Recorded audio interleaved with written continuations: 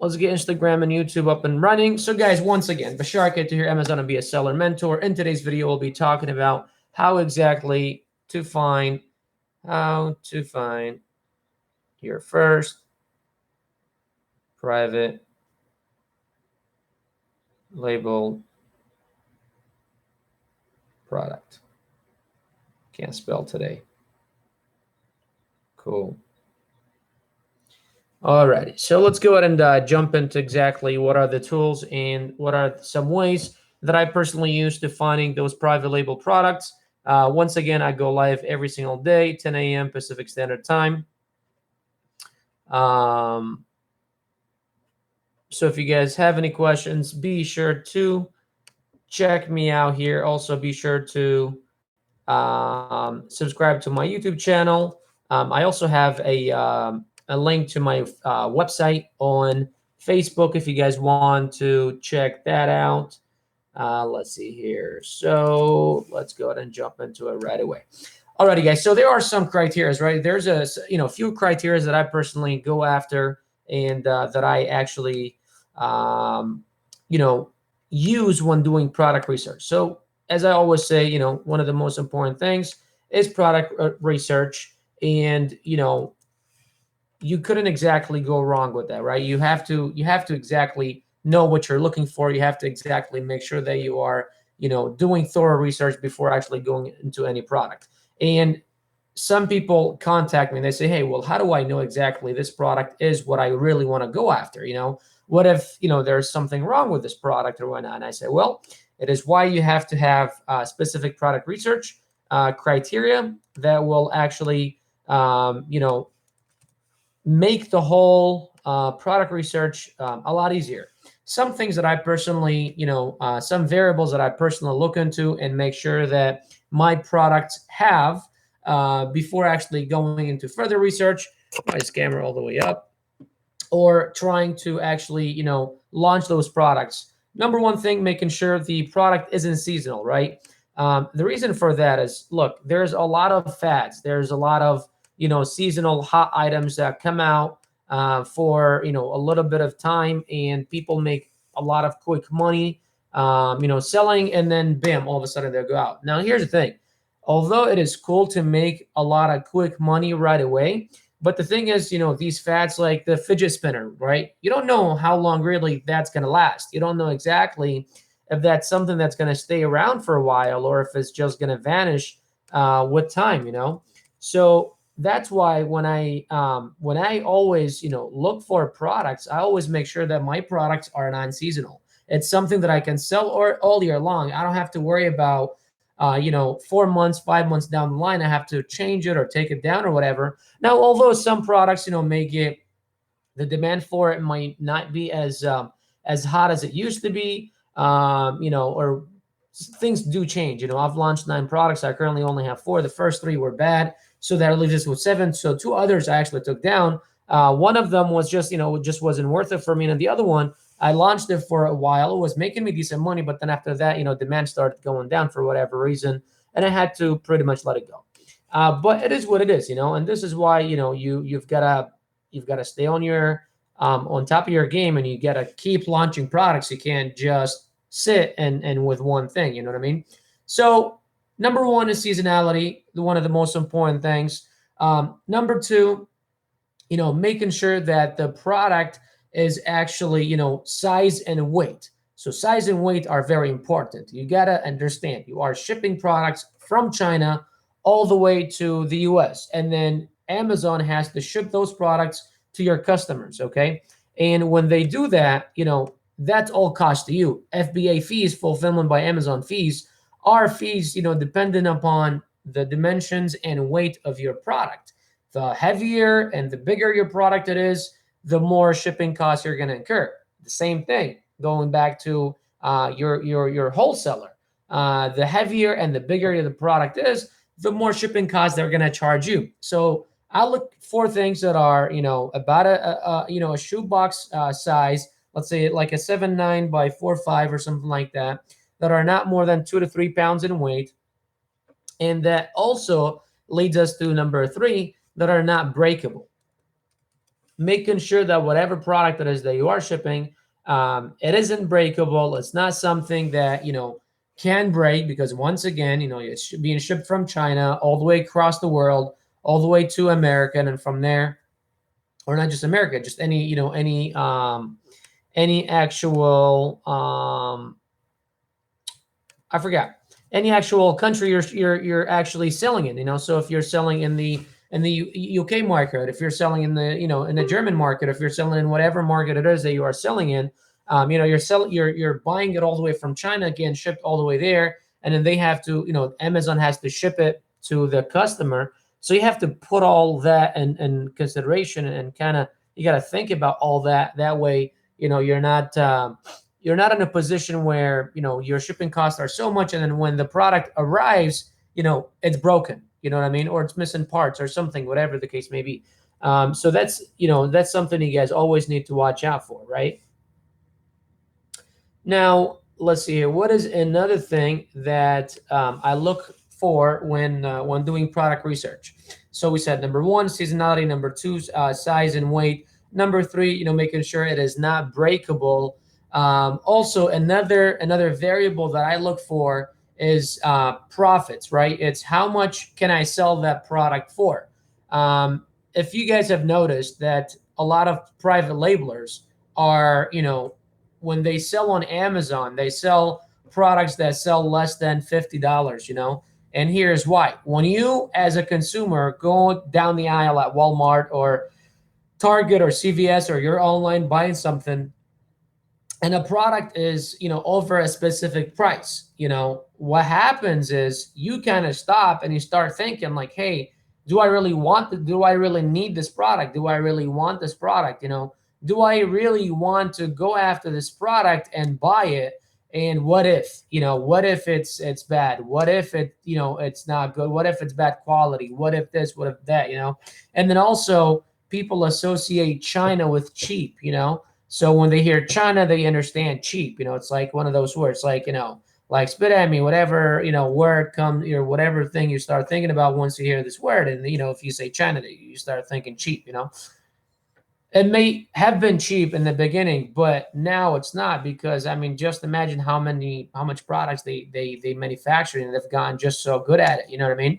So really, that's one thing you guys need to understand, is that, when you are producing new products, when you are private labeling products, make something or go after something that can be sold for less than $25. I mean, less than $50. That way, customers are not sitting there, oh, what if it breaks? What if this? What if that? Let me do further research. And if they do further research, they'll find something elsewhere that is maybe more reviews, maybe, just whatever the case may be. That's kind of where it's going to be at. So you guys need to understand exactly that, okay, I need to make sure that I am actually keeping the quality good, but keeping the price low. And then also another thing is, number 5 is, you have to make sure that your selling price is 25% or less of your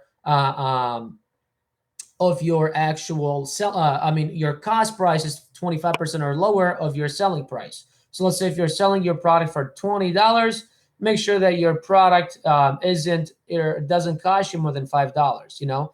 That way you're actually keeping your costs down, and just making sure that you have enough room to profit. Because the way I break it down is, I look at it and I say, okay, if 25% goes to cost, 25% goes to customer acquisition cost, which is giveaways, PPC, all that. And then I keep another 50% for myself. Now, not always do you keep that 50%, because sometimes your PPC cost is a lot more than what you expected. Maybe sometimes, you couldn't exactly get the deal you wanted, and you really got the product for $6 instead of $5. So that's cutting into profits. You know what I mean? So really, all of it boils down and comes back to your profits and what is going to cut into your profit. So that's kind of where things are going to have to be at. Now we have a question from Hamid on Facebook.